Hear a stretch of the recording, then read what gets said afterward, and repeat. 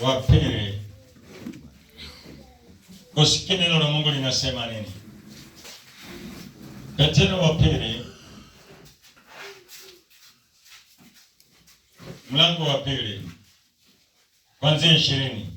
Kwa maana wale waliokwisha kuyakimbia machafu ya dunia kwa kumjua Bwana Mwokozi Yesu Kristo, kama wakinazwa tena na kushindwa, hali yao ya mwisho imekuwa mbaya kuliko ile ya kwanza. Haleluya. Amen. Haleluya. Amen. Biblia inasema nini wapendwa? Neno hili limekujia Mkristo, yule Mkristo ambao amejua ukweli wa Mungu. Ule Mkristo ambao anajua Mungu ni nani. Ule Mkristo ambao ana ile kitu ya kusema nimeokoka. Yeye ambao aliyojua ukweli wa Mungu.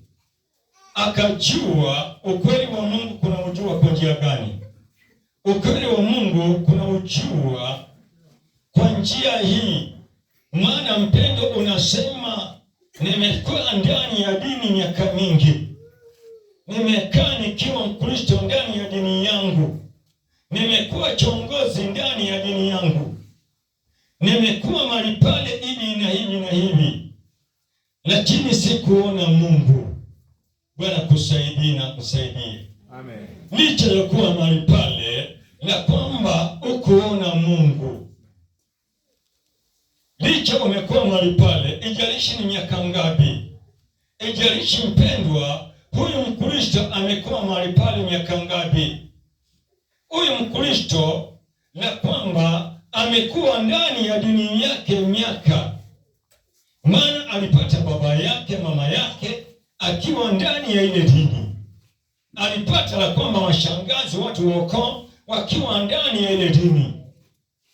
Na baada ya kuwa mahali pale akatoka kana msichana, akatoka kwao na ile dini, akaingia kwa ile dini. Akaingia kwa ile dini ya baba yake na mama yake. Na kama ni kijana, aiza pengine alioa, maana dini zilikutanika. Bwana kusaidie na nisaidie. Kama ni mjeshi lokofu, kama ni mpiaji, kama ni mtefa. Haleluya.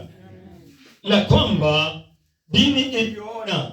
Maana dini ilioa, maana msichana alitoka kwa dini yake aoleka kwa dini hii. Haleluya.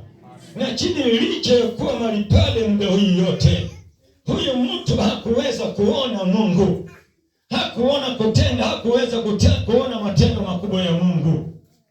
Haleluya. Wenye wanyanya walikaa ndani ya dini